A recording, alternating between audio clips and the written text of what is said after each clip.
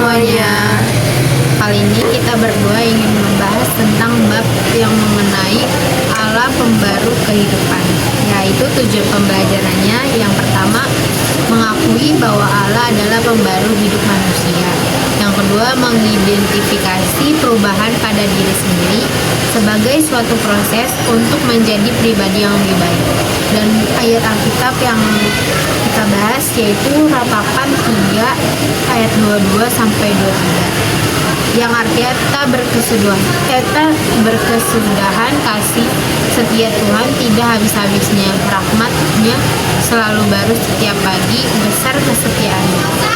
Itulah yang ayat Alkitab pada hari ini. Nah, ini aku mau tanya nih sama Grace, kayak menurut Grace apa sih tentang yang dimaksud dengan Allah memperbarui kehidupan manusia? Menurut aku, Allah membuat hidup yang berdosa dan rusak menjadi hidup baru yang suci dan sesuai dengan kehendak-Nya. Dan kayak kan setiap orang kan udah memperbarui kehidupan manusia nih, kayak Tuhan udah memperbarui kehidupan manusia. Dan mengapa sih manusia membutuhkan pembaharuan dari Allah? Menurut aku, manusia berdosa, terpisah dari Allah dan tidak sanggup mengubah diri sendiri. Dan bagaimana kalau menurut Grace, bagaimana cara Allah memperbarui kehidupan seseorang? Menurut aku caranya itu melalui pengampunan Yesus, pekerjaan Roh Kudus dan firman Tuhan yang diterima dengan iman. Kan tadi udah bahas bagaimana, kayak ada nggak sih kayak tanda-tanda yang seorang mengalami pembaruan hidup? Menurut aku, tanda-tanda mengasihi Tuhan dan sesama, menjauhi dosa, rajin berdoa dan membaca Alkitab. Nah, aku di sini mau tanya juga, apakah pembaruan hidup hanya terjadi pada perilaku atau juga hati dan pikiran? Kalau menurut aku, terjadi pada hati dan pikiran, lalu tampak dalam perilaku. Gitu. Dan kalau menurut ajaran Kristen, apa peran iman dalam pembaruan hidup? Peran iman itu adalah dasar untuk menerima pengampunan dan penyerahan hidup kepada Tuhan. Dan bagaimana kita menjaga agar hidup yang sudah diperbarui tetap bertumbuh dalam Tuhan? Menjaga pertumbuhan, berdoa, membaca Alkitab, beribadah, dan menaati Tuhan. Itu kelas berapa? Dan ada nggak sih contoh tokoh Alkitab yang mempunyai hidupnya diperbarui oleh Allah? Kalau menurut aku itu ada Rasul Paulus, Raja Daud, Rasul Petrus.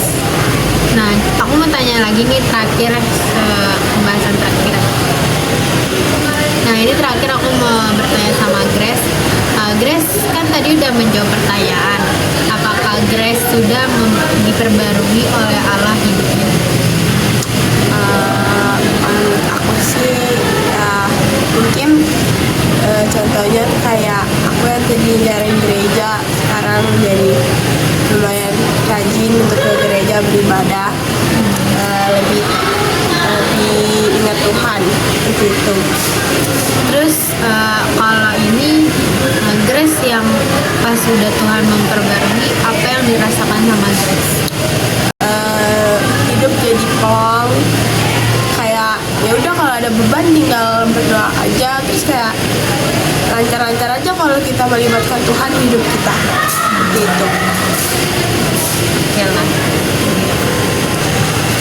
Jadi intinya guys, apa yang kita diomongin kita berdua itu sangat penting banget, kita mengetahui Allah memperbarui hidup kita.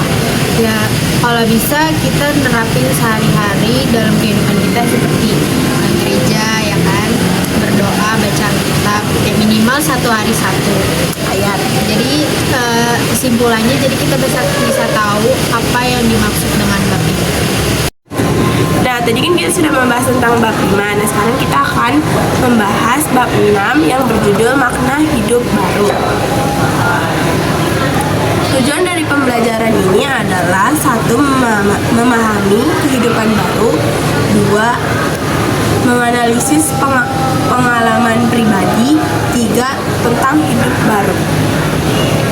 Nah, ayat Alkitabnya yaitu Petrus 4 ayat 23. Supaya kamu diperbarui di dalam roh dan pikiranmu. Maknanya adalah hidup baru melibatkan pembaruan batin, pikiran, dan roh oleh Roh Kudus, bukan hanya perubahan perilaku luar. Nah, sekarang aku mau tanya-tanya Sierra nih tentang bab ini. Jadi pertanyaan pertama itu,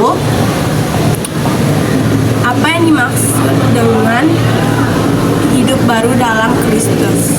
Hidup baru itu tuh kayak kita tuh berubah total, yang biasanya tuh kita bebas dari segala dosa.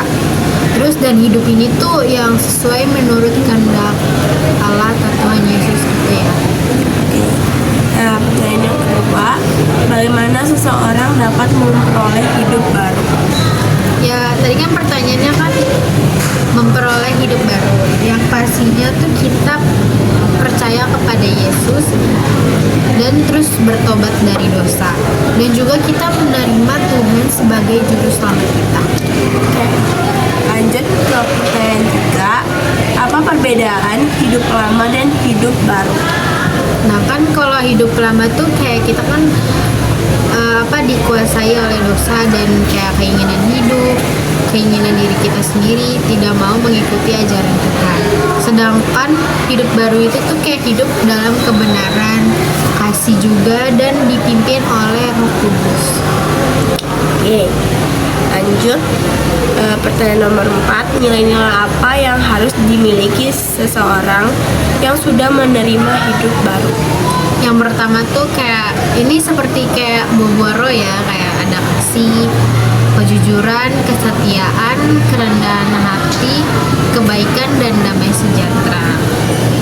Lanjut, bagaimana hidup baru mempengaruhi hubungan dengan sesama? Nah, itu kan kayak itu yang pertama, kita menjadi saling mengasihi.